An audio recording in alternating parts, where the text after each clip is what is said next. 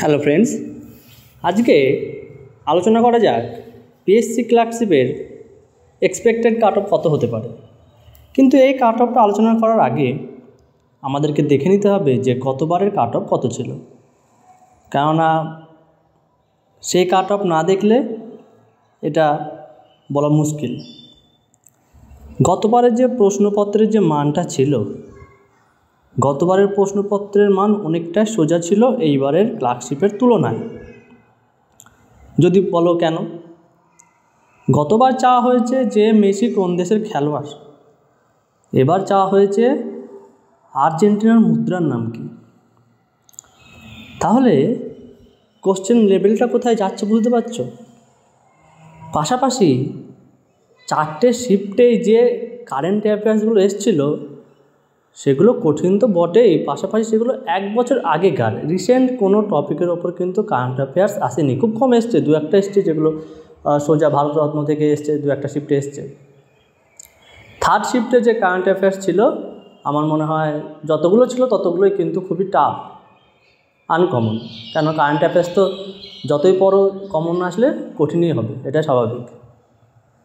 তো সেই সব দিকটা আলোচনা করে, এবং গতবারের ম্যাথ অনেকগুলো ম্যাথ খুবই ছোটোখাটো ম্যাথগুলো ছিল, কিন্তু এবার ম্যাথগুলো যথেষ্ট ক্যালকুলেটিভ, অনেকটা সময় লেগেছে।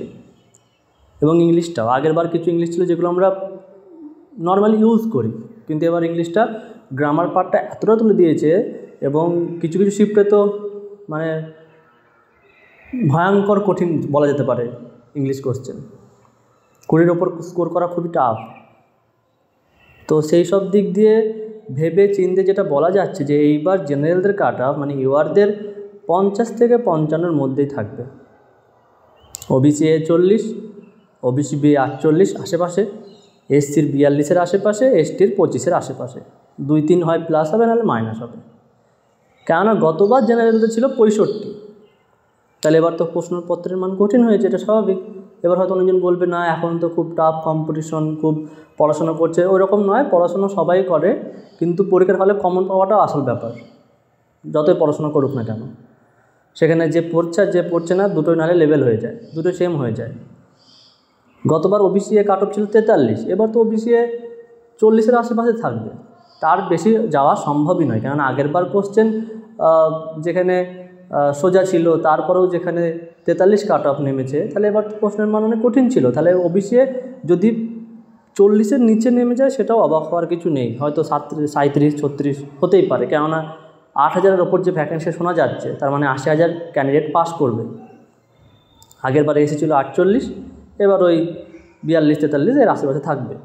আর এসটিতে ওটা তো আগেরবার 29 ছিল, এবার ওই 25 বা আশেপাশেই থাকবে। এবার যেটা হবে, আগেরবার যে ডিফারেন্সটা ছিল দেখা যাচ্ছে যে কমা স্টুডেন্ট সেও 40-42 আগেরবার পেয়েছে, কমা বলতে যারা একটু পড়াশোনা কম করে, আর যে খুব ভালো পড়াশোনা করে তারা হয়তো 75-80ও পেয়েছে। কিন্তু এইবার সেই ডিফারেন্সটা থাকবে না, কেননা দেখা যাবে এবার যে যারা খুব ভালো পড়াশোনা করছে তারা ওই 65-60-এ আটকাবে। কেননা ডাব্লিউবিসিএস মেনের ক্যান্ডিডেট যারা মিসেলেনিয়াসে 160 স্কোর করছে, সে ক্লার্কশিপে গিয়ে 52 থেকে 53 বেশি স্কোর করতে পারছে না, এরকম ক্যান্ডিডেটের সাথেও কথা হয়েছে। তো এটা বলা যেতেই পারে যে কাট অফ যেটা এবার জেনারেলদের 50-এর আশেপাশেই থাকবে, এটা একদম নিশ্চিতই বলা যায়। আর যদি এর হতেই পারে যে কাট অফ 60-এর ওপর চলে গেল, কিন্তু সেটা হওয়ার চান্স খুবই কম। কেন, হতে তো অনেক কিছুই পারে, কিন্তু সেটা হওয়ার চান্স কম।